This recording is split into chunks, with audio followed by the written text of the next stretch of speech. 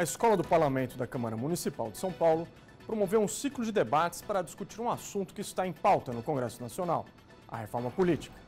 O professor da UFRJ, Jairo Nicolau, deu uma das aulas e o tema foi Desafios do Sistema Representativo Brasileiro. Acompanhe agora, nesta edição do Política na Sala, um resumo com os principais trechos. Em primeiro lugar, eu quero dizer da minha satisfação de estar aqui, convite, de participar desse evento, agradecer a Lara, que foi a responsável, uma das responsáveis pela organização desse ciclo, que sorrateiramente, a pretexto de fazer um ciclo de discussão sobre as instituições brasileiras, deve ter realizado o melhor ciclo de discussão sobre as instituições brasileiras dos últimos anos no Brasil, sem exagero nenhum. Acho que eu não lembro ter visto um evento tão bem organizado, com tantos especialistas tratando de temas tão importantes quanto foram tratados aqui nesse ciclo. Então, eu quero não só agradecer por ter sido convidado para participar desse evento, mas também saudar e enfatizar a qualidade de todas as unidades que eu pude observar lá no programa, né? Bom, para essa noite, tinha me designado um tema bem amplo e eu, em geral, sou obediente ao que me pedem nos eventos, né? Eu já passei por bons e maus momentos por falar justamente aquilo que me pediram nos eventos, né? Às vezes não eram bem o que estava esperando, enfim. E hoje eu resolvi desobedecer, quando eu resolvi abandonar a ideia de fazer uma coisa mais específica. Como é que eu podia organizar um pouco a minha percepção do que algumas pessoas estão chamando de crise da representação política no Brasil hoje. Então, a partir dessa reflexão rápida, eu resolvi montar uns slides, são esses slides que eu trago para vocês, né? Isso sem prejuízo que eu vou fazer referências, mas que a gente volte a temas específicos do que está sendo discutido. Mas eu acho que o ciclo foi tão bom e vocês tiveram tantas oportunidades de discutir aspectos pontuais da reforma política, que talvez hoje a gente pudesse fazer esse um pouco foi o meu intuito, né? Fazendo como aqueles sites que a gente visita de mapas, né, em que você pode ou andar pelas ruas, né, ou ir se afastando. Então, a minha ideia hoje é me afastar um pouco das questões mais técnicas e fazer uma discussão mais ampla sobre os desafios, os problemas do sistema representativo brasileiro. Vamos começar, então, por o que eu chamaria dos sintomas da crise, ou pelo menos está sendo apontado pelos estudiosos ou pela população que acompanha a política, como eventuais sintomas da crise, né? Eu acho que alguns são mais ou menos, digamos assim, questionáveis. Perda de apoio dos partidos. Nós temos pesquisas, isso é uma das poucas pesquisas que nós temos uma série histórica consistente no Brasil, pesquisa feita por institutos como Datafolha e Ibope, e nós tivemos agora, as últimas pesquisas mostram que nós vivemos no pior momento de avaliação dos partidos brasileiros, tanto no que diz respeito à confiança da população nos partidos, como também na avaliação dos partidos individualmente. Esse momento desde a redemocratização, é o momento que menos eleitores, medidos pelas pesquisas de opinião, têm simpatia, preferência por alguns dos partidos. Todos os partidos, em 5, 6 anos, perderam milhares de jovens. Assim. Em 2009, o Partido PT, por exemplo, que é o partido que ainda tem mais jovens entre os filiados, tinha 90 mil jovens e hoje tem 30 mil. E isso mostra uma dificuldade que os partidos estão tendo de fazer uma renovação demográfica, né? Mas, para além disso, eu acho que há uma crise geral, né, da relação da sociedade brasileira com os partidos. Isso apareceu de maneira mais ou menos prosaica, não sei se é uma boa mostra, nas manifestações todas desse ano e de 2013, em que os partidos não eram bem-vindos, né? Devem ser as primeiras manifestações depois da redemocratização que houve uma repulsa, uma rejeição aos partidos. Tá certo? Há também, as pesquisas mostram que um aprofundamento da avaliação negativa que os eleitores têm, não só dos partidos, mas também do Legislativo, da Câmara dos Deputados, dos políticos em geral, tá certo? Índices que a gente chama de índice de confiança institucional, também está em baixa. E eu acho que é um terceiro sintoma, tem a ver com o aumento dos votos brancos e nulos na última eleição. Isso é uma coisa absolutamente pouco estudada ou pouco comentada, porque isso não é muito levado em conta quando a gente avalia as eleições. Mas, como eu estudo esse assunto, né, eu acabo dando uma dimensão excessiva, talvez, a isso. E eu percebi que, particularmente no Rio de Janeiro e São Paulo, as taxas de votos brancos e nulos foram muito altos. Se a gente lembrar, são cidades e estados que capitanearam as manifestações de 2013, né? Então, aquelas manifestações, elas não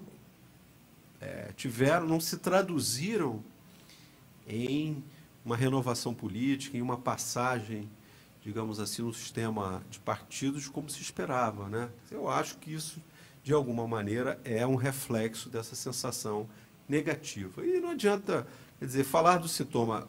Esses 3 pontos que eu apontei aqui são pontos em que nós temos dados. Tem estatística, tem números para a gente dimensionar. Agora, a percepção negativa da política a gente sente no dia a dia, conversando com as pessoas. Mas, às vezes, essa é a percepção que nós temos, não é? Por exemplo, lá na minha nem sempre é acompanhada por dados. Por isso que a gente faz estudos estatísticos e, muitas vezes, as pessoas não acreditam na estatística porque a percepção delas mostra diferente. Então, eu acho que, nesse caso específico do que eu estou chamando aqui de sintomas da crise, nós temos evidências quantitativas e temos a percepção das pessoas que têm algo fora. Eu não fiz um comentário na minha exposição inicial sobre uma outra interpretação que eu tenho dos partidos brasileiros, e esse eu estou tentando organizar um texto, eventualmente até um livro, que, na falta de um outro nome, quer dizer, tem outros nomes mais sofisticados nos estudos sobre esse processo de mudança que os partidos estão vivendo em outras democracias, mas eu vou, para simplificar, chamar isso de estatização dos partidos no Brasil. O que aconteceu, particularmente a partir de meados da década de 90 no Brasil, portanto já temos aí uns 20 anos, é que os partidos foram cada vez mais se tornando organizações. Antes eu dizia que chamava essas organizações de paraestatais, mas os partidos estão se tornando organizações basicamente estatais. Não é? No seu financiamento, o partido que menos recebe recursos quer dizer, que mais recebe recursos do fundo partidário é o PT, curiosamente. Mas a grande parte dos partidos brasileiros tem cerca de 90% dos seus recursos oriundos de doação do fundo partidário. Então, os partidos já são mantidos por dinheiro do Estado, têm boa parte dos seus quadros profissionalizados, não só pelo próprio partido, mas como assessores, consultores, ou do Estado ou do Legislativo, trabalhando para o partido. Não é? Lá no Rio, por exemplo, um vereador, eu não sei quantos assessores um partido pode indicar aqui, mas no Rio são 20 assessores políticos. Significa que um partido tem para trabalhar o vereador e o partido e a liderança, um número de pessoas, ninguém lhe fez essa conta. Mas você imagine somarmos todos os vereadores, todos os deputados estaduais, todos os secretários estaduais, o volume de pessoas vivendo da política no Brasil hoje, sem contar os profissionalizados. São milhões de pessoas. Provavelmente tem mais emprego na política hoje, eu estou dizendo no Estado, na burocracia, concursados, não. Cargos eletivos e assessores, não é, em DAS, no âmbito nacional, muito mais do que qualquer empregador do setor privado. Então, os partidos vivem os seus recursos, o seu controle. O Brasil deve ser o único país do mundo em que o órgão controlador das eleições, no caso no Brasil é o Judiciário, em outros países não é, tem a lista de todos os filiados, que controla as convenções, que o Judiciário intervém da maneira em que interveio nos últimos anos aqui no Brasil, na vida interna dos partidos, nas decisões dos partidos. Tem que verticalizar, a legislação não pode trocar. Essa legislação da proibição de trocas, a meu juízo, é uma aberração do ponto de vista do que se tornou. O Judiciário virou um verdadeiro tribunal das trocas. Na verdade, a intervenção do Estado na vida dos partidos no Brasil é colossal. É claro que os partidos têm pouquíssimo incentivo de dialogar com a sociedade, né? de atrair quadros novos. Não é só um problema que a sociedade se desinteressou dos partidos, não. É que os partidos não precisam da sociedade, porque eles têm dinheiro, eles têm tempo de TV, eles têm burocracia, têm quadros pagos para trabalhar para eles. Qual o incentivo que eles têm? O fundo partidário é uma máquina realmente de transformar organizações civis, digamos assim, em organizações de Estado.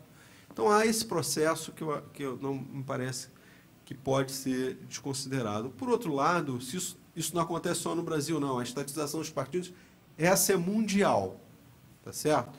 É mundial. Todos os países do mundo estão vivendo uma crise partidária parecida. Vou dar só um número para vocês. No começo da década de 80, o Partido Trabalhista Inglês tinha 3 milhões de filiados.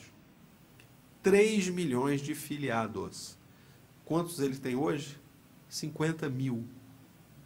50 mil filiados. A população inglesa cresceu, né? E o partido só encolheu. Por quê? Porque a sociedade não quer mais saber de partido. Os partidos também não querem mais saber da sociedade. Os partidos precisam da sociedade para quê? Para selecionar pessoas para concorrer. Fora isso, tem seus quadros, tem seu dinheiro. Na Inglaterra também foi criado um fundo partidário. Na maioria dos países, o fundo partidário agora, no estudo do IDEA Internacional, mostra isso muito bem. 70% de todos os partidos da Europa dependem, em média, dos seus recursos também de doação do fundo partidário. Os partidos perdem filiado no mundo inteiro. Então, uma parte do que a gente vive aqui é estrutural, é como a gente falou, né? A judicialização é um desafio mundial. A revolução tecnológica afetando a política é mundial. Então, há processos que nós não vamos conter com a reforma política, nem do Cunha, nem de ninguém, nem da nossa, porque é um processo de mudança tecnológica, de mudança demográfica, de mudança na relação da sociedade com a política. Fazer qualquer previsão política agora é impossível, né? Então, eu realmente não tenho a mínima noção do que nos espera. Termina aqui o Política na Sala, programa especial da Câmara Municipal e da Escola do Parlamento sobre a reforma política, que trouxe os principais trechos das palestras promovidas no ciclo de debates. Obrigado pela companhia. TV Câmara São Paulo, informação para a cidadania.